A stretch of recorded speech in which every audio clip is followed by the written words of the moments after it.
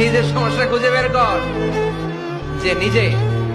যে নিজে নিজের সমালোচনা করতে পারে সেই সর্বাপেক্ষা বুদ্ধিমান। এজন্য খবরদার আমার কলিজার টুকরা যুবক ভাইয়েরা, কখনো কখনো কাউকে ব্যঙ্গ করে, বিদ্রুপ করে, ছোট করে কোনো মন্তব্য করা যাবে না। কখনো অন্যের দোষ খোঁজা যাবে না। দোষ আমরা খুঁজবো নিজের দোষ, ঠিক কিনা? দোষ আমরা খুঁজবো কার দোষ? চিল্লায় বলতে হবে কার দোষ? নিজের দোষ খুঁজতে হবে।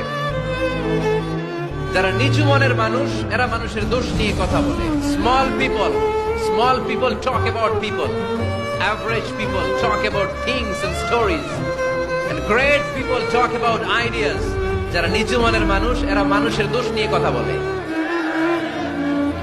যারা মাঝারি ধরনের মানুষ, এরা এলাকার ঘটনা বিভিন্ন বিষয় নিয়ে কথা বলে।